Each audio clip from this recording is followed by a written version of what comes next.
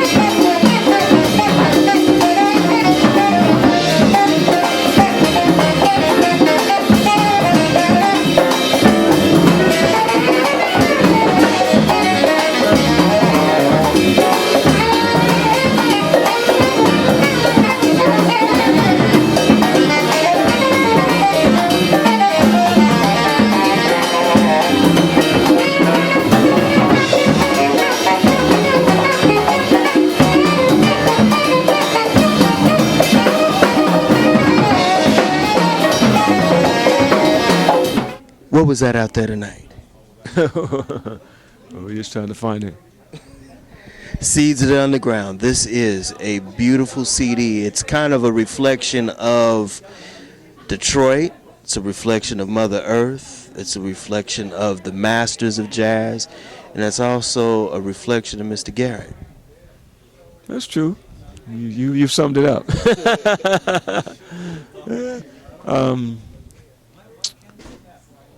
Well, there's a lot of people who planted the seeds. I always have to talk about my man Marcus Belgrave, who I'm always grateful that he took me under his wings and allowed me to try to find my way. And I'm actually trying to do the same thing with young cats, just trying to help them find their way. Remember playing in the Marcus's big band, and there were 5 saxophone players who were great. and I was sitting in the trombone section. And I had to kind of earn my way up to the saxophone section, you know. And I was just thinking about this, like, you know, Marcus, you know, I was in the band, but that was cool. But then I started playing in a small group, and the small group was what kind of gave me another sense of, you know, trying to get this music together. So I'm always thankful for Marcus. But it's so many people who in our lives plant seeds, and it's sometimes directly. Sometimes they don't even know it. They just come through our life. You know, people come in, they come out. And so I was just trying to reflect on some of the people, because there are a lot of them. I mean, I can't, you know, I have to do a couple more, probably 100 more CDs to thank everybody. But, you know, Roy Haynes, you know, I wrote a song for Haynes, called Haynes Here for Roy Haynes. I mean, this gentleman is 87 years old, and he's still, you know, inspiration, you know. And I was writing this song with the intentions of having him get a shout, you know. A lot of times, you know, the saxophone player gets that, but I wanted the drummer to do his thing, you know. So I was thinking about Roy. There's so many people, you know. Welcome Earth Song is a song for Mother Earth. I'm thanking Mother Earth for allowing us to use the planet. It's temporary because we're only here for a short amount of time. And that was just a vibe. And of course, I mean, I'm calling up, you know, the spirits, you know, calling on Pharaoh and Train and different guys on that one. And we're just trying to take a little small journey through, you know, through the history, you know. So it's then of course there's Detroit. You know, that's a song that I mean, you might be able to relate to this. There was a Martha Jean the Queen. Ooh, WCHB. Yeah, she used to play. I think it was a James Cleveland song, something about the song, but every day at 12 o'clock. Without a song, I think that's what it was called. And when I was thinking about Detroit, I used to hear that song. It's one of those songs that you kind of like it, and then you start to hate it because you hear it so much. But I was reflecting. I was thinking about this bass, you know, and I wanted to write something to, you know, to think, you know, have that opportunity to have come through Detroit and so many great experiences that shapes, you know your career, your personality, and who you become, you know. And then there's a song I wrote for my high school band director. His name is Bill Wiggins. It's called Wiggins, and Wiggins was another person who just took me on his wings, tried to expose me to as much music as possible. He would invite me to come to the shows when he was backing up Aretha Franklin or Jerry Butler, the Four Tops, and he would let me, you know, say, come and check out the music, you know, and he would let me look at the book because he wanted me to be able to do this, you know, at some point. And really he had planted a seed for me to get there because eventually I started subbing for him. And I remember he gave me a CD by Keith Jarrett. I was in high school. It was called Luminous with Jan Gabarek, and I had never heard like classical jazz. I mean, he was my band, Bill Wiggins was my band director and my private saxophone teacher. And he studied with Larry Till, who was a very famous classical saxophone teacher who taught Joe Hennessy, Benny Maupin. I mean, there's so many of the cats who came out. Brother Yusuf Lateef, you know, it's a lot of people. So he was just trying to expose me. But that particular CD, when I heard Jan Gabarek, it was different because I knew of Train and Bird and those cats. I'd never heard of Jan Gabarek, even though he was coming from Train. But to hear that, and so that was kind of my first introduction to kind of classical and jazz. And then actually on the CD, I wrote a song for Keith Jarrett, which is called Ballad Jarrett. And I've only met Keith twice. The first time was in Nice, France, and he was walking down the street. And I said, you know, how you doing, Mr. Jarrett? You know, appreciate your music. You know, thank you. Blah blah blah. Quick, you know, just to the point. And I wasn't sure I'm not even sure if he still knows me from Miles because you know we had the same teacher. But I saw him later. I was playing with the five-piece band. No, actually, yeah, the five-piece band with Chick, and we went to check out a concert. He said, "Oh, I remember you." You know, but I don't know if he heard the song and what he thinks, but I just wanted to, you know, thank him for his lyricism and his, you know, and his melodies, because he learned a lot from Miles. I learned a lot, so, you know, that's just a couple of things. And then, of course, there's J. Mack for Jackie McLean, you know, and Jackie was one of the cats that we listened to also in Detroit. It was Dexter Gordon, and it was Jackie McLean. Of course, it was Charlie Parker, you know, and Lester Young and cats like that. And Jackie was a funny guy in that he would call me. He said, "Yeah, man, I'm sending my spies out to your concert, you know." And he would send his, students to come and check me out, and then he'd call and say, "Yes, public domain, I got you now. I got the stuff, you know." So it was a good way for him to kind of stay connected, and to try to, he would try to inspire me, to keep trying to push it, keep trying to find it. He said, "Man, you're turning those corners, man. Meaning by you playing these lines and they're turning." So, this Jackie was another one of those cats. It's so many people. I'm trying to figure out what else is on the CD. It's there's one that's called Laviso Ibon, and there's a guitarist by the name of Christian Laviso who's from Guadeloupe, and he's really exposed me to a lot of the Wagorka, which is a style of music from Guadeloupe, coming from the African tradition. And anytime he called me to play, I'm there because I just want to learn more. And I just wanted, it's not Guoka, but it was just some way to say, thanks for taking me in and exposing me to this music, because all the music that I'm learning, I'm actually kind of somehow through me trying to, it comes out. Maybe it doesn't come out this CD, it comes out another CD, So, and then there's Du Mo, which is for Duke Ellington, Woody Shaw, and Thelonious Monk. And with that title, you really have to play something on that tune, But I wrote that tune with the idea as more of a working. I wanted to find another way to play, and I figured if I would write, this tune, it would allow me harmonically to try to find some more devices. And it's a challenge. Every day it's got me up trying to find it, And we played it tonight. There's another tune that I wrote for Joe Henderson. It's not on CDs, but it'll be on the CD, but it'll be on iTunes. It's called Joe Hen's Waltz, and we played that tonight too. And Joe Henderson was another one of those guys. I wanted to study with him privately. I never got to that point, so I just called him for my record date. I figured, well, I can hear what I want just by calling him and having him on my record. But Joe Henderson, I always think about Joe Henderson because, after Coltrane, he was one of those cats who came through, was able to find his voice. That's a hard task, to come with, Train was a force, and to be able to come and still find your voice, that's a lot. So I just, it's a guy I always, admire, I've studied him over the years, so I wanted to write something for Joe.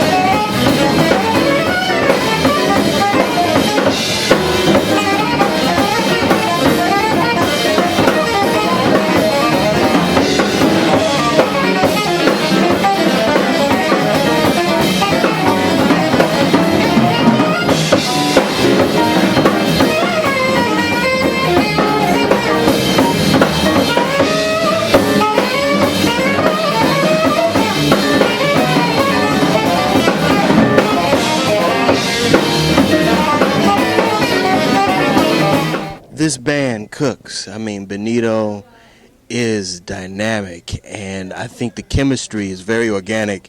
It's very structured also. And then I tell you something else that really, really adds fire to you, and it added fire to Coltrane with his drummer. I think McClinty Hunter is definitely hooking it up with you. Well, this young man he's only played with me probably for maybe a month, maybe about a month and a couple of weeks, maybe 6 weeks. And we went to Europe for about a month, and I just talked more about the concept and the music, what I'm hearing, what I would like. And also Corcoran, the bassist, Corcoran Holt. And those cats have really stepped up, That's why I was really just, fired up because, you're trying to motivate the young guys, and then at the same time they're motivating you because they're doing their homework and what they need to do in order for this music to continue. And, same thing with Benito. I've had an opportunity to, sit and talk to him conceptually about what it is I'm hearing. And, of course, I play piano, and I can go and I can show what it is.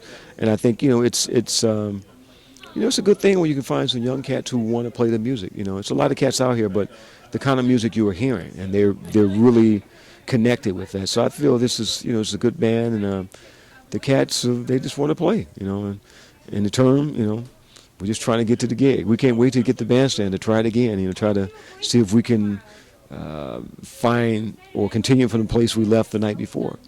So, it kind of reminds me of when Miles, was playing with Herbie and Wayne and Ron Carter, and also with Train and cats. It was just, you can't wait to get back and try to see where you can take the music, Because, on the CD, we didn't rehearse the music. We didn't play the music, just rehearse and then went in the studio. So now we can get inside and take it apart and, kind of play the music, And I think, that's the great thing about, being able to write some music, and then, it's challenging, and you just try to, rise to the occasion. You started off in jazz music with an institution, the Duke Ellington Orchestra, under Mercer Ellington, and it seems like big band is coming back in jazz right now, and you've played with some heavyweights, Lionel Hampton, you've played with Count Basie. Tell me about the importance of the big band, because that's where a lot of the greats got their start, but coming home and coming full circle, it seems like now there's a resurgence of it now. Well, I think for me it was a great experience. To play in the Duke Ellington Orchestra for 3 years and a half, and the lesson that there were so many lessons, and there were so many people, even in that band, who taught me a lot. I had the opportunity to play with Cootie Williams, who came out of retirement, and I think for me, what Cootie instilled in me was basically just to write my own music. He talked about writing my own music. And Miles said the same thing about just trying to find your own music and your own voice, and so that stayed with me. But the importance of the big band is that, the cats that we admire, like Charlie Parker and Dizzy Gillespie, and everybody came through that kind of school, and I think it's really important that well, at least I learned a lot, playing with Duke Ellington and playing with Thad Jones, Mel Lewis, Frank Foster. It was just part of how you develop, So I think I'm glad that people are coming back to it. But the Ellington band is still alive and and well. Count Basie, they're still around, and the other people who are like I think Roy Hargrove has a big band, Chris McBride has a big band, Nicholas Payton has a big band. Everybody has a big band. But I think it's important. It allows other musicians to play their compositions, and at the same time, learn how to play and learn how to blend, with other musicians, because that was one of the most important lessons I got from the big band, is how to blend. When I played with Miles, I wanted to sound like one horn. When I played with Woody, I wanted to sound like one horn.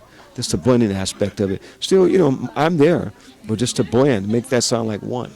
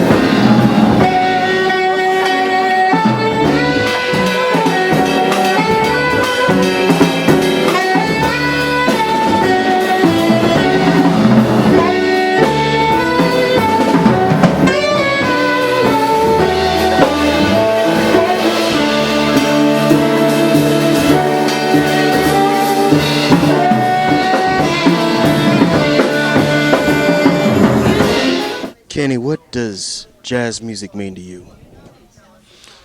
Well, for me, I've had great experiences playing this music, and for me, my music encompasses a lot of different genres. So I don't really just define it as jazz. I just define it as music because we're playing jazz, but we're playing classical, but we're playing hip hop, we're playing funk, we're playing everything. So I just define it as my music is just really Kenny Garrett's music. I don't really try to put any label how to define it. That is it again for another edition of the Pace Report, reporting live here at the Iridium here in New York City. I'd like to personally thank Mr. Kenny Garrett for his time, as well as the staff and management here at the Iridium. As always, please visit my website, www.thepacereport.com, for my weekly column as well as my past segments. Until next time, remember, if it's in the groove, it'll make you move. Until next time, peace.